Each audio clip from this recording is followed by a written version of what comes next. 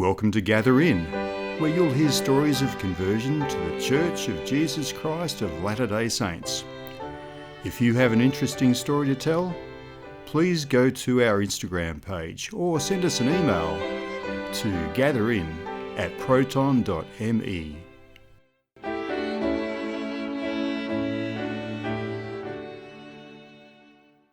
Welcome to Gather In. Tonight or today, whenever you happen to be listening, we are joined by Stewart Grimes from Leeds in the UK. Is that near enough? No, that's way south.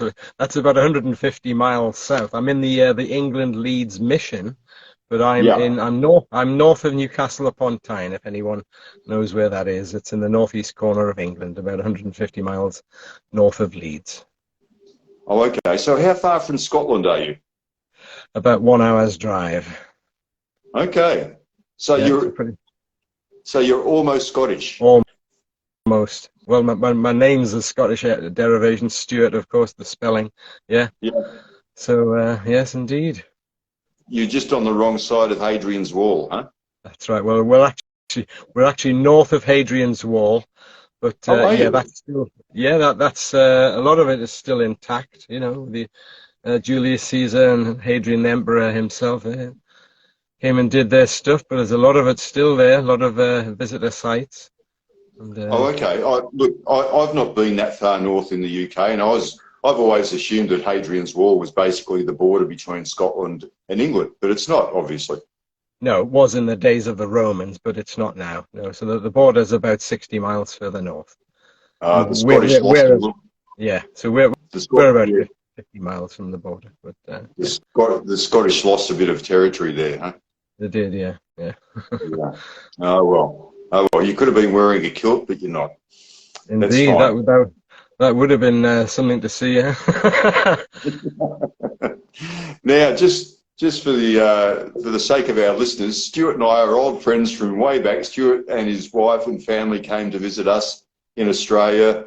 I was talking with my wife earlier today about this. I think it might have been about 15 years ago or so. Would that be right to your recollection, Stewart? It was 2009.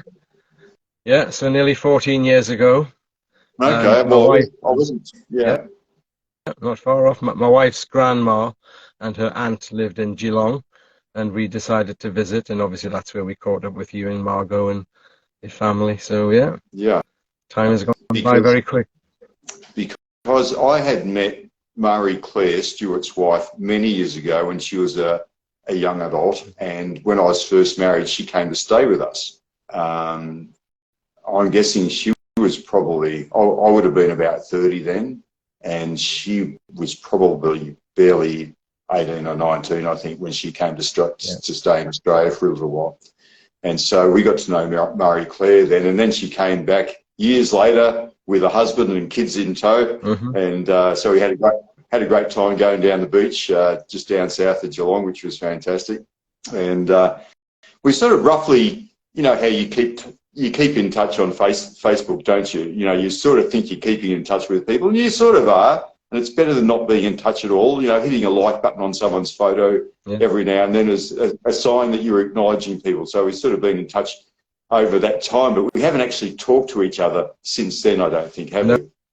No, that's correct. We just make fun of each other on Facebook and make sarcastic comments.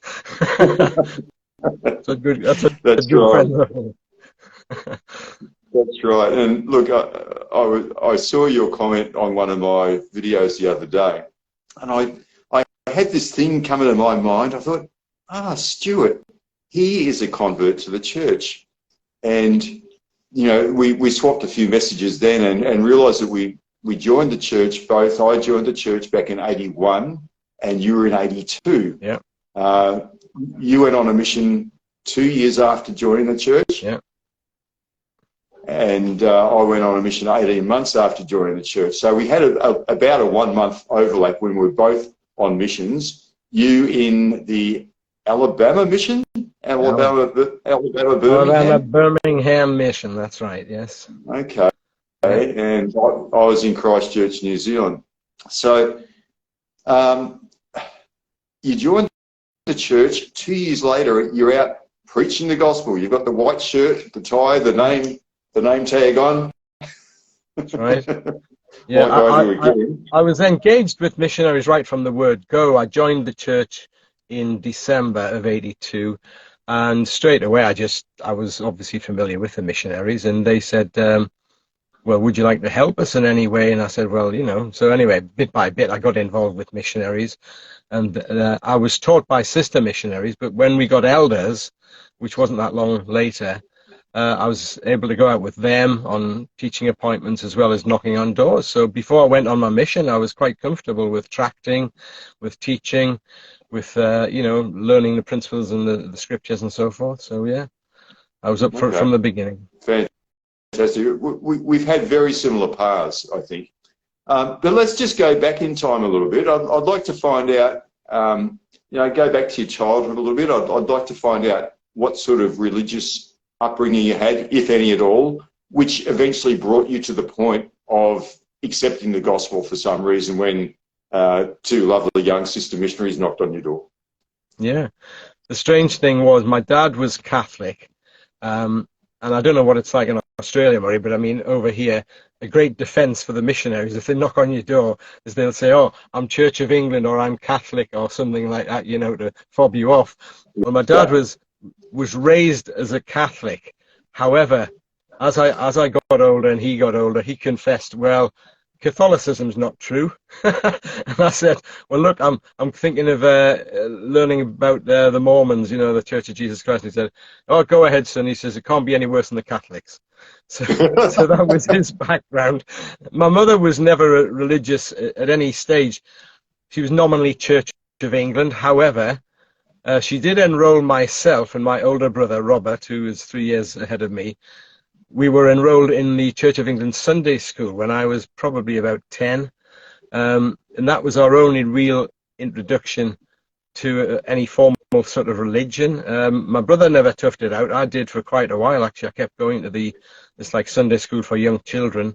And I always felt good about religion. I loved watching TV shows where they were doing broadcasts from like cathedrals with stained windows and stuff like that, and the regalia of the robes and everything. And I just liked that idea, and it seemed pretty appealing to me. I don't know why really, but anyway, as a child, that was just something that I thought was interesting. So as I grew a bit older, I had no involvement with anybody from any religious direction until the missionaries knocked on my door.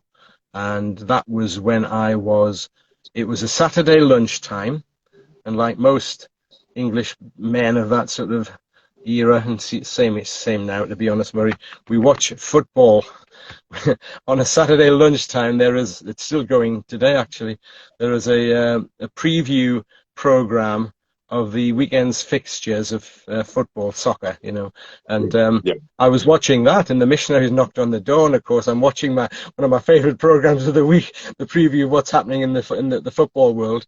Anyway, they said, we're sharing a message about the purpose of life. Have you ever wondered about it? And I said, well, I have, because my mother died when I was 13, and my thoughts were, is that it? Will I ever see her again? Is there going to be any sort of relationship between me and her? So that had definitely been at the back of my mind. So that was, well, I'm sure the Lord was obviously prompting me enough, A, to let me in, B, to turn the television off and stop watching the football. And they'd obviously got my attention if I did that much. So so they started talking to me about religion, and that was my only real introduction to any form of religion. And I was 28 at the time that happened. Oh, you were 28 years old then? I was indeed, yes. Oh, okay. So, and you were still able to go on a mission as you must have been 30 years old when you put in your papers. I was. Well, because I'd gotten involved with the missionaries, and I was really keen and up for it, and teaching and tracting and everything. I spoke with my bishop and I said, look, can I serve a mission? And of course I was naive. I didn't realize there was any age limit or restrictions. And he said, yeah, let's go for it. So he filled my papers in, sent it all off. And of course it wasn't until later, after I'd sent the papers in and got the call back, said, how come you've been accepted to serve a mission at age 30? And I said, I don't know anything about it. I just put the papers in and the bishop did the rest.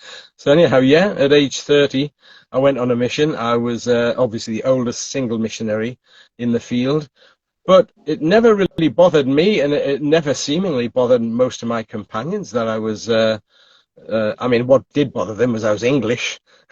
Of course, all of my companions were American, other than one. I had an Irish companion, and he and I are good buddies till this day. But yeah, I mean, the age difference, I was roughly 10 years older than most of the missionaries I served with, but there was never really any conflict to the fact that I was older. I was a curiosity because I was English, and everybody used to pick my brains about England, you know, and have you met the Queen and all this sort of stuff, you know, any famous English people they could remember, any pop stars or TV personalities. But yeah, the age problem never has caused me an issue in that respect. Okay, well, that is interesting. I was 20, I would have been 25, and so I was called like grandpa on my mission. I'm wondering, did anyone grab your name tag and put an LY after elder? No, actually. Well, that's good that they didn't. So I remember landing in the mission office myself, and you know, first day I just got off the plane, go to the mission office, and I sit down with the two assistants, and they start, you know, giving me information that I need to know, and then I was sent on a plane to some other part of the mission later that afternoon, I think. And I did feel noticeably older than most of my companions. Apart from, I think, one companion, Alistair Mayer from Scotland. He was probably my one companion who was close in age to me. But yeah, that's amazing that you're actually allowed to go as a 30-year-old. I mean, it's fantastic that you were, and I'm sure it was as much a life-changing experience for you as it was just becoming a member of the church. So can we just go back a little bit to when those sister missionaries knocked on your door? You actually turned off the TV. You turned off your favourite footy show. Yeah. To listen to these two probably relatively young, probably American girls with a message about the purpose of life. And you mentioned that your mum had died earlier. You were, 17 years prior to that, your mother had died. So you'd basically been raised by a single father. Yes, that's right. Yeah. Yes, so the idea of the purpose of life definitely did ring in my mind, because I had wondered, you know, when my mother died, I didn't have anyone to turn to at all. I mean, although my dad was nominally Catholic, he didn't know anything about life after death, and I didn't have any friends who went to church. So I really had no one to turn to ask the questions. I remember when we were in primary school, when I was about 10, we all got given a free New Testament from the Gideon Society, who used to go around in the UK. I don't know if they did this in Australia, but used to go around and donate little copies of the New Testament. Anyway, I had one of those, so I actually turned to that, and I read that for quite a long time after my mother died, sort of looking for answers, but I had no idea where to look, really. So it was just a random sort of, you know, it had a few suggestions in the front of the book of, you know, if you're feeling this way or that way. So I read all those suggestions, but that was the only real sort of religious idea, and that waned again eventually in time, as I obviously had to get on with my life and school and so on. But yeah, I didn't really have anybody to turn to until those missionaries knocked on the door. And a key factor, to be honest, was, I mean, this was all the part of the Lord's plan, I'm sure, Marie. There was they had, in those days, you'll remember, before they even had videos, they had film strips with a cassette player. And you press the button, you know, and it went beep at the end of when you turn the thing. Yeah, very familiar with those. They showed me the film strip of Man's Search for Happiness, which was obviously it was eventually a movie, and I watched that a bit later. But that's still one of my very favourite church videos, Man's Search for Happiness, and there's two versions of it. 1964 and then 1976 they remade it. It's a brilliant little you know, 13 or 14-minute video of the purpose of life. So that really got me hooked. Yeah. I always remember quoting Wordsworth in that one, I think, wasn't it? Yeah. Yeah. Yeah. So I'm very familiar with all the film strips. I remember turning the little thing as the beat came over on the audio while I was on my mission. The missionaries never actually used that when they taught me. However, it was always just the flip chart and the completely memorized discussions, the rainbow discussions as they were in those days. That's right. Okay. So that's interesting that they taught you the plan of salvation on the first discussion, because I think by that time it still would have been the restoration would have been the first discussion. And I would have thought they would have given you a Book of Mormon on that first discussion and talked about Joseph Smith. Well, I did get a Book of Mormon, but I mean, it was, you know, looking back, I asked the missionaries after they'd been visiting a couple of times, did you knock on all of the doors in the flats, the apartment building where I was living? There were six apartments, and they said, no, yours was the only one. I said, what?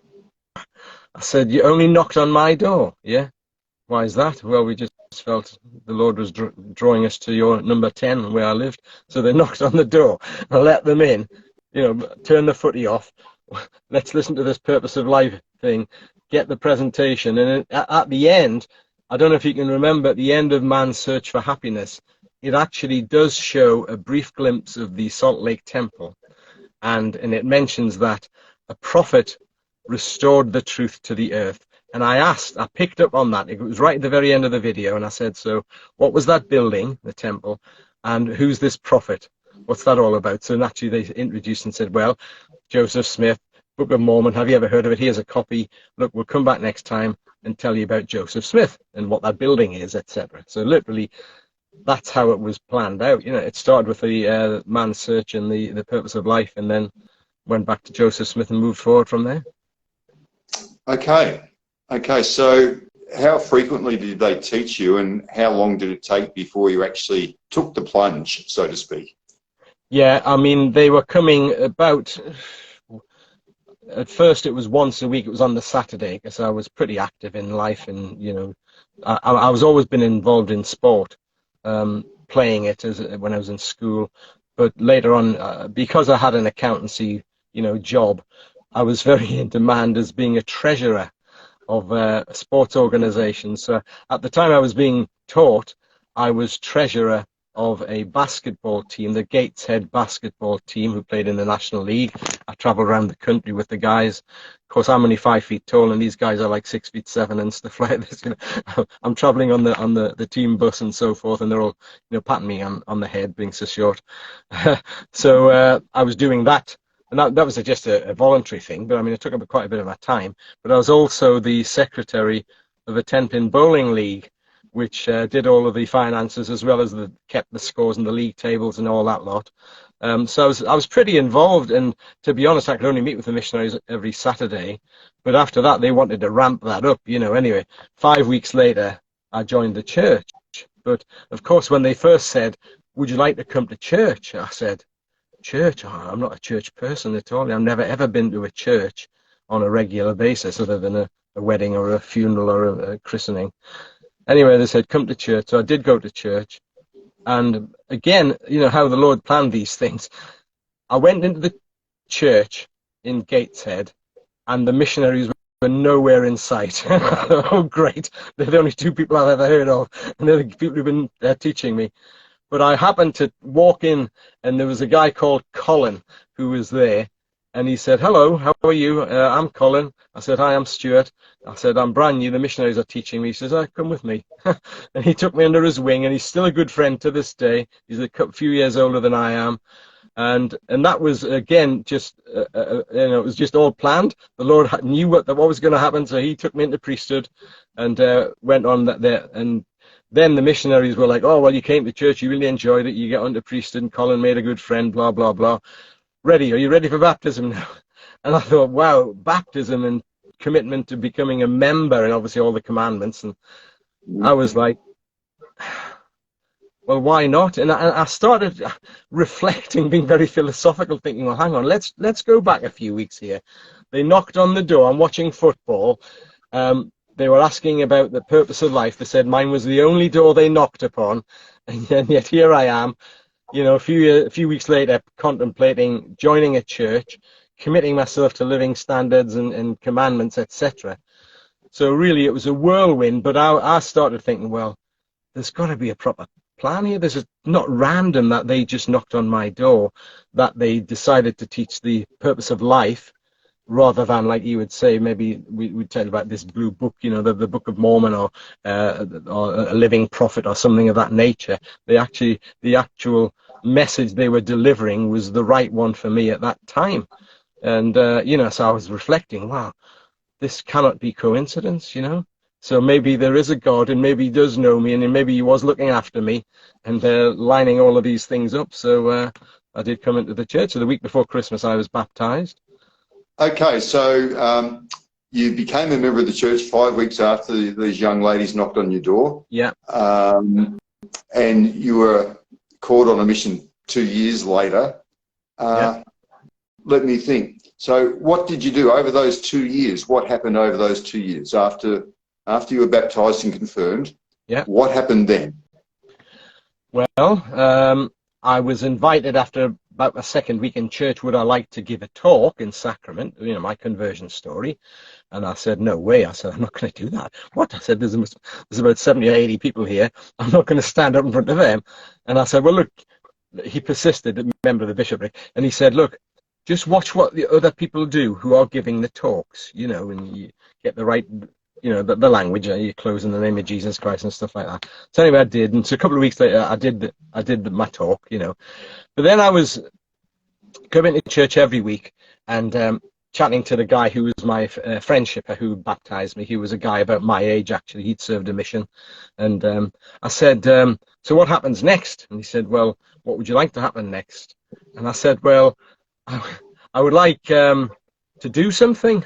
How do I get to do something in the church? He said, oh, you'd like a calling. Of course, I didn't know what the word meant. I said, well, whatever it's called, I'd like to do something. And he said, well, why don't you go have a word with the bishop?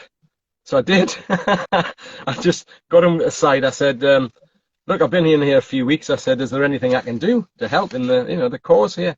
He said, yeah. Tell you what, leave that with me. Anyway, the next week he called me as second counselor in young men, and which was great. So ideal. You know, there's about 4 or 5 young lads, and joined them. President was a father of one of the boys, and just, you know, that was a great, perfect calling for me, as it is, I guess, for a lot of men who join the church. And so I engaged myself in that. And then after a little while, the president left the branch. He moved out of the ward that we were in. We moved out of the ward, and I was called as the young men president. And that's the calling I had before I went on my mission. I was the young men's president, and this was as you can think about this one. I'm 5 feet tall, right? 151 centimeters for those who don't understand feet and inches. And the young men of at the time, ages 12, 13, 14, were about this high, or maybe a little bit taller than me. 2 years later, of course, I came back from my mission, and they're going, Stu, you've shrank. Because all of them were like 5 feet 4 or something, and I hadn't grown, and they go, oh, you shrank. But, I had actually forgotten how tall you made me feel. So how tall are you? Oh, about 5'7". So I'm right. vertically challenged. Yeah. I'm vertically challenged as well, but you know, still significantly taller than you. And I'd forgotten that, to be honest. It's interesting. My wife, Mary Claire, is 5 feet 4, and she's also 15 years younger than me, which is another interesting. I mean, how does that work out? Because we got together through church. You know, I was serving on the High Council. I'd gone to give a talk at the ward where she was a student at university, and again, you know, you talk about how the Lord looks after you. So I'm at that stage. I'm 34, returned missionary, serving on the High Council, give a talk. And immediately after the sacrament, a lady walks up to me who I did know and said, Stewart, really good talk. I need you to meet someone. And I said, all right. So anyway, this is Mary Claire. And of course, Marie Claire at that stage is a 19-year-old student at the university. And I said, oh, hi, you know, where are you from and what you're studying? And, oh, nice to meet you. Thanks. Take care. And that was it. We spoke for literally 2 minutes. Yeah. Anyhow, that night, the Sunday evening, that lady who had made the introduction, she was called Pat, she phoned me up and said, Stuart, what did you think of Marie Claire? I said, what do you want me to think of Marie Claire? She's a 19-year-old girl at university. She's very nice. I mean, I know nothing about her. I knew she was from York, that area of the country. And I said, honestly, what do you want me to think? Oh, she's really top quality. I said, whoa, hang on a minute. I said, you're talking a bit anyway. 3 weeks later, I was re-invited back to give a talk in Sunderland because I was also serving on the High Council. But I was also, in those days, the stake mission president simultaneously. So that was my responsibility on the High Council. So I was called back 3 weeks later to give a talk, this time about missionary work. So I did that, and then the thing started up again. Pat, this lady, got together, Marie Claire. So we chatted for a little bit longer, and then Pat said, look, Marie Claire comes to family home evening with us. Would you like to come tomorrow night, which is the Monday evening? So I did, and anyway, the rest was just history. Pat had it lined up. We were perfect for each other, and I said, hang on, she's 19, I'm 34. There's no way I'm looking at someone her age, even though, you know, Marie Claire's super intelligent. I mean, way more intelligent than I am. And so I think at that level, there's not a problem of the age, but she's 19. But apparently Marie Claire was really fond of older men. But I said, surely not that much older, maybe 4 or 5 years, but not 15. Anyhow, it was obviously part of the Lord's plan, Murray, because how would somebody as dumb and plain as me end up with somebody as lovely as Marie Claire? So there you go. Well, you did very well. It was your lucky day, huh? It certainly was. Yeah, the Lord was looking out for me. You Yeah, talk about Heavenly Father's plan. He certainly had one for me, and he's you know, ever since joining the church, meeting Marie Claire, etc., and all the way through, you know, it's been a fantastic experience. So you'd actually been home then for 2 years from your mission when you met her then, is that right? Yeah, that's right, yeah. I came back, did the usual thing. Because of my age, you know, I was 32, returned missionary. Lots of the ladies in the church were saying, oh, Stuart, have you met Sister such and such? She's a lovely lady, you know, she's not yet married, but she's very, very nice. And they were trying to line me up with dates with all sorts of ladies. Now, a lot of them happened to be, as you can imagine, at that sort of age, they were either divorcees or people who had one child or something like that. Anyhow, I said, yes, I do know her. She's a really lovely lady, but I'm not really that interested. And I'd been going to all of the singles activities, you know, the singles conventions and the firesides and stuff like that, and hadn't met anybody. I'd go to the temple as well and do my bit down there. And I thought, well, you know, I've had a couple of years worth of actively not actively pursuing a wife, but actively being engaged in the LDS scene, and nobody had stood out to me that she was the one for me. And then, you know, the Lord, you know, they talk about the Lord's timing and everything else, and all the improbability of a 19-year-old ever meeting a 34-year-old and all this lot. It's obviously the Lord, and he had to just, he had it all lined up. And you know, as we talk about missionary work and we talk about how people join the church and gain a conversion story and everything, it's the Lord. He's got everything planned, and it's an amazing thing.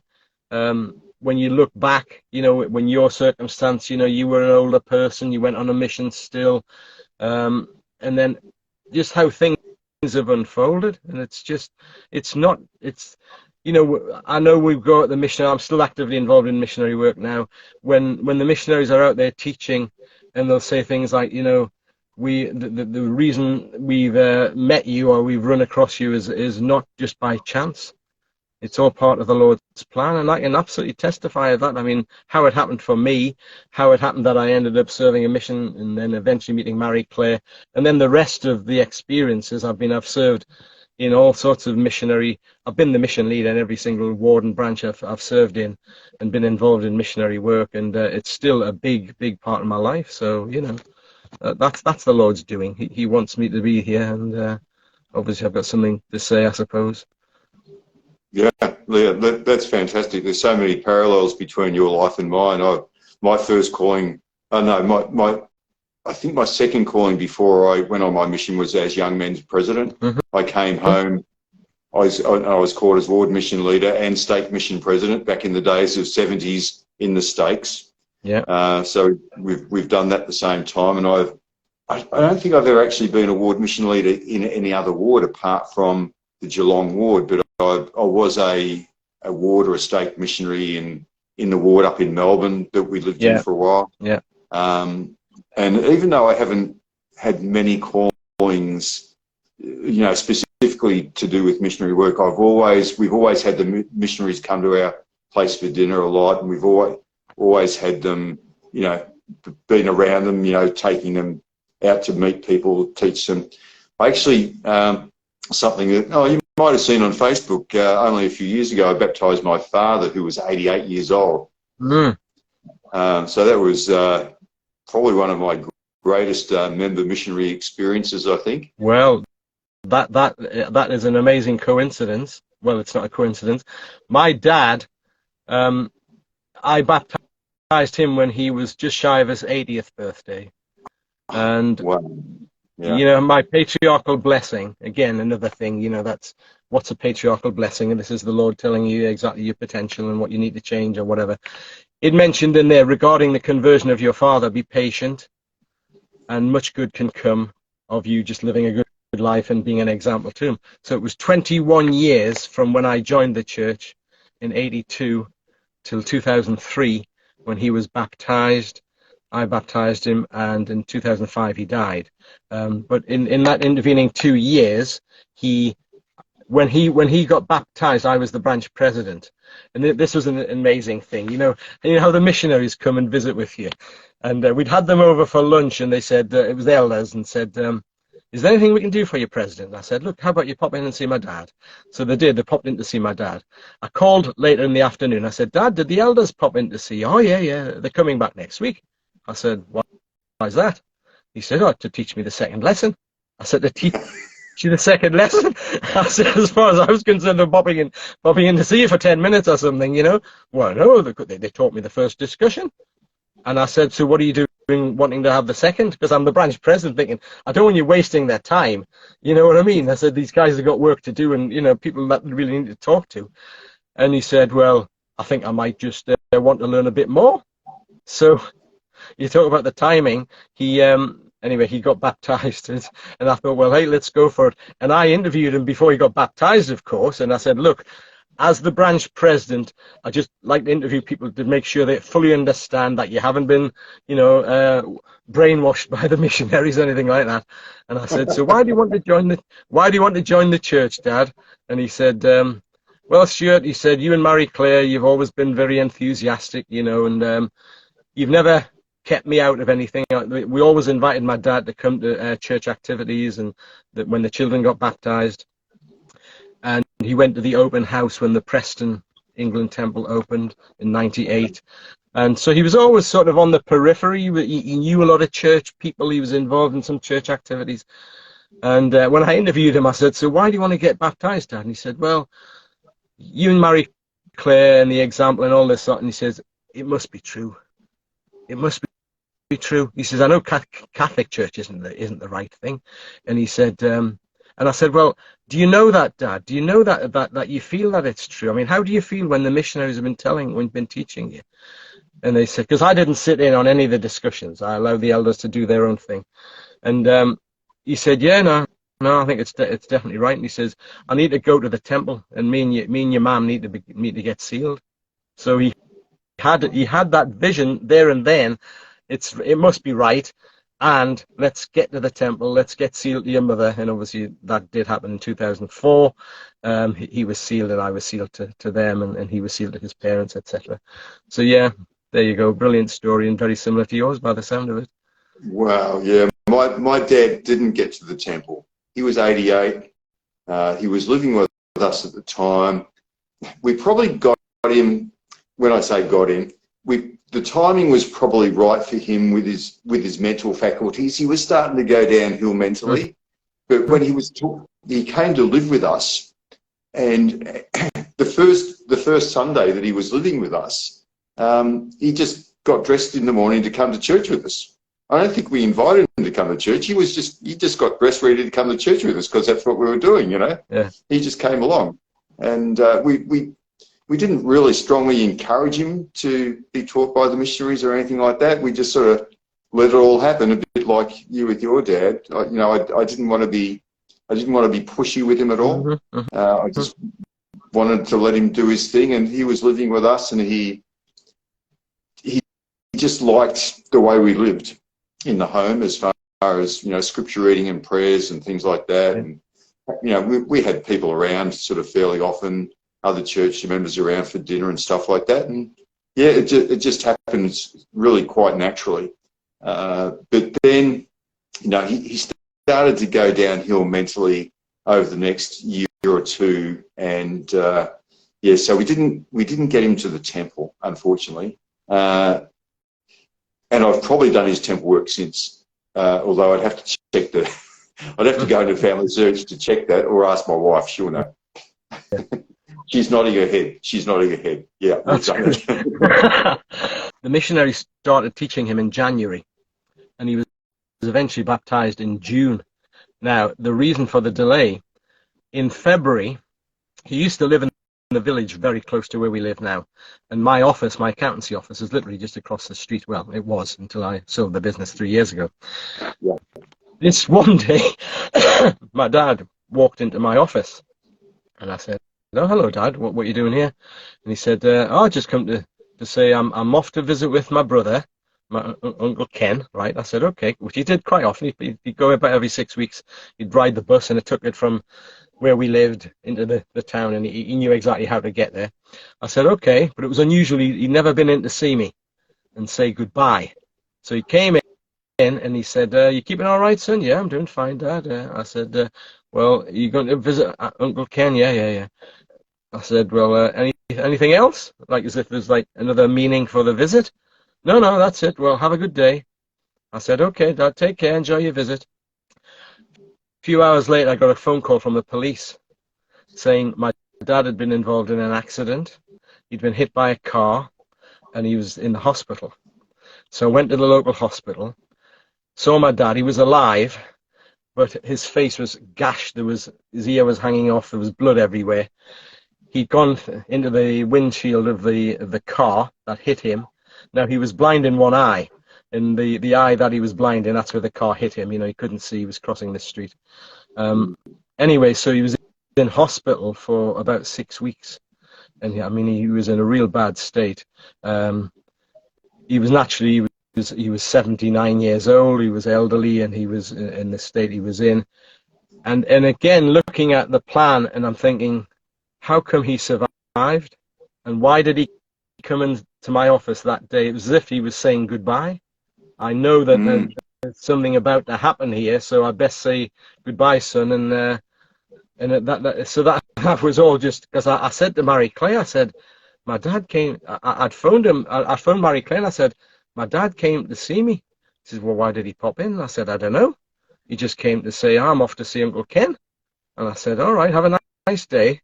But looking back, I thought maybe he knew something. There was something monumental, big going to happen. And then the fact that he got hit by a car and he's 79 years old and he ends up looking like he'd been in a terrible skirmish with somebody.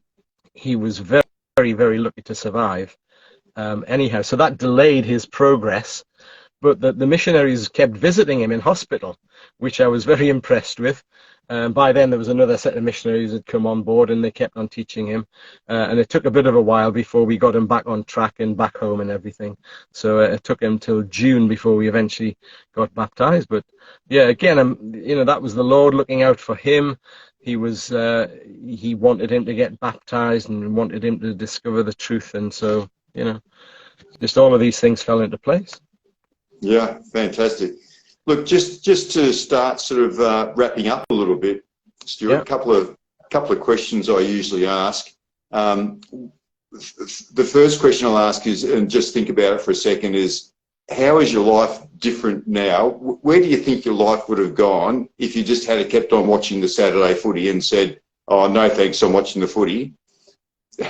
So think about that for a minute.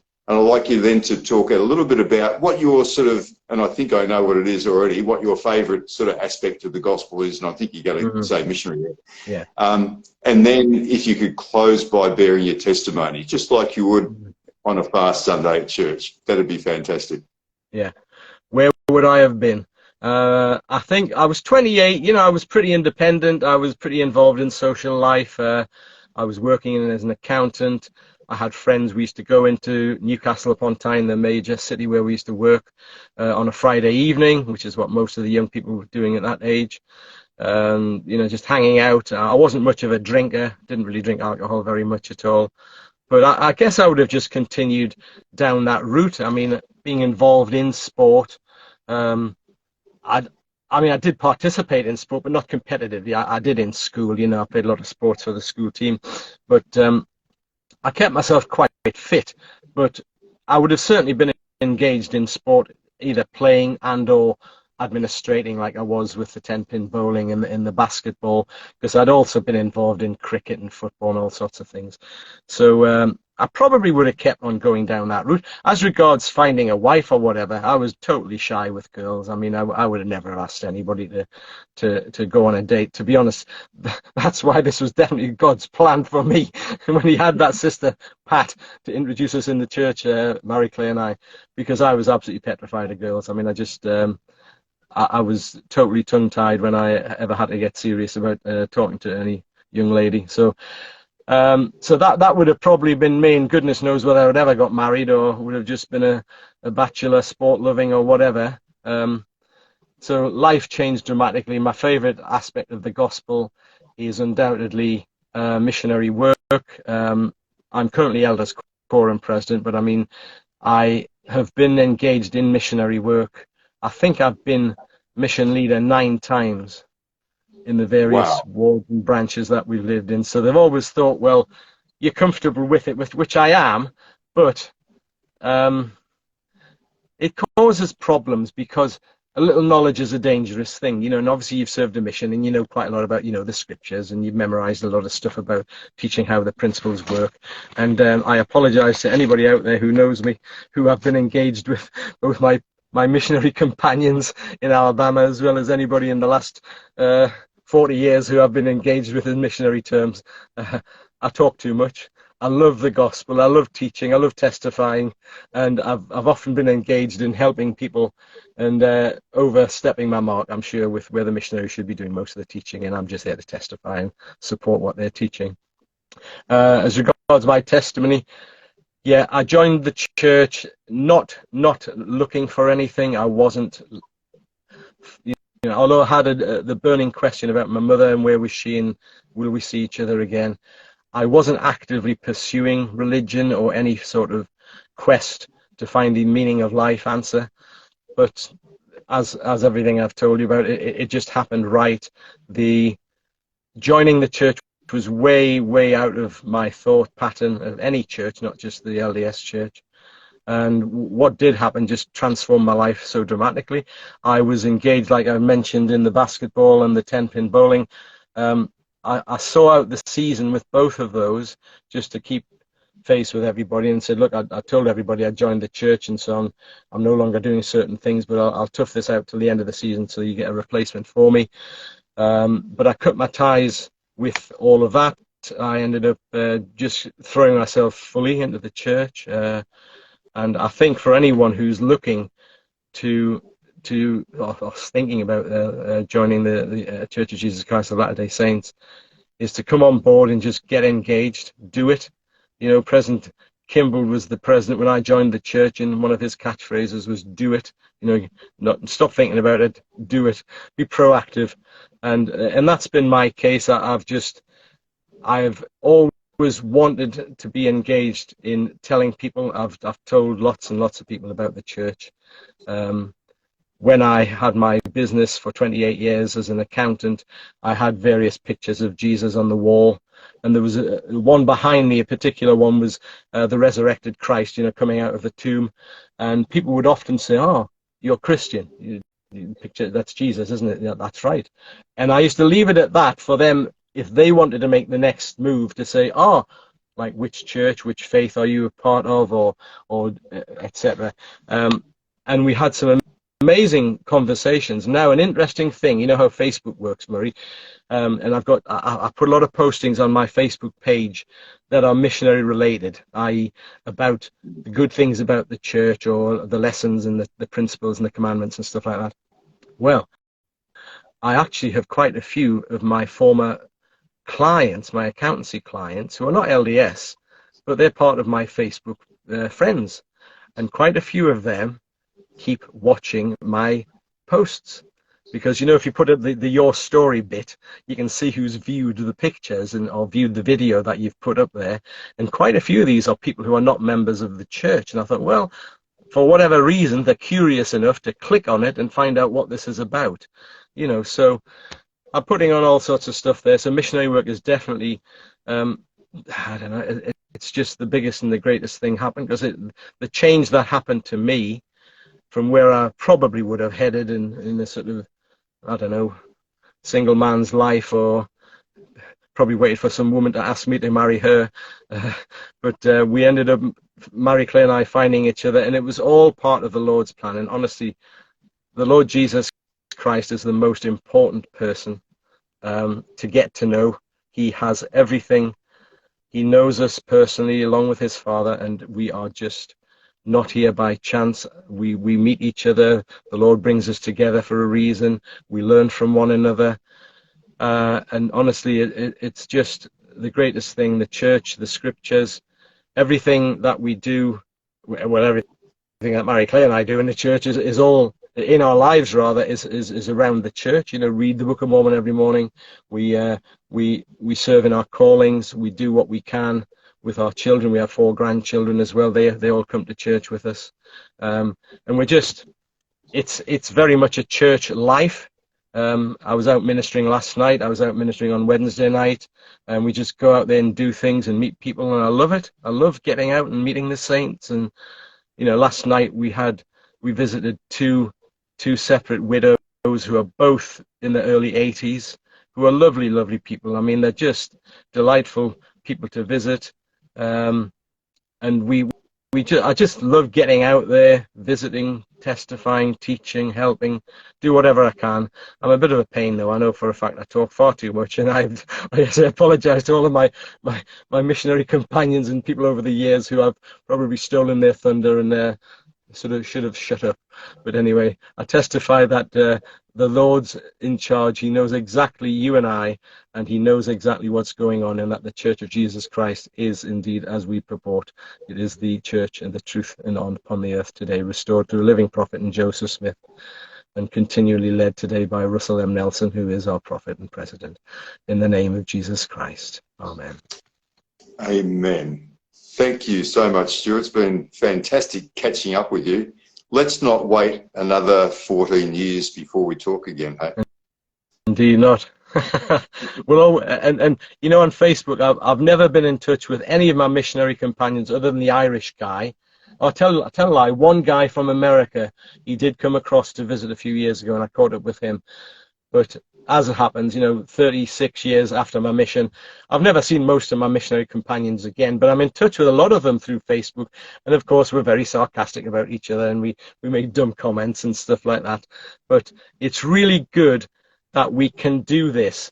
And, you know, I had a couple of Aussie friends in the mission. One was from Perth and one from Adelaide, although he's now, from Brisbane, where you are, but he's now living in Adelaide, and I'm still in touch with them, and we still give each other a hard time, you know, commenting about England, Australia, and cricket and rugby and stuff like that. And but that's great, and Facebook's a good place to catch up with people, even though we may never ever see each other again. You know? Yeah, absolutely. Well, look, as you know, I edit these videos and upload them to Facebook and to YouTube, so you can share it on your page. Yes. Good little missionary tool for you to do, so all your friends can see and hear your story. Which, you know, oftentimes we don't get to tell these stories in the sort of detail that we do over this sort of period of time that we have to do this. So, look, it's a great little tool to do that. But thanks again for your time today, and we'll look forward to catching up soon, and Yeah. keep on hitting those like buttons, huh? Like and share. Yes, indeed. Thanks. Take care, Murray. Thank you. Bye-bye. Bye. Bye-bye. If you have an interesting story to tell, please contact us via our Instagram page or send an email to gatherin@proton.me.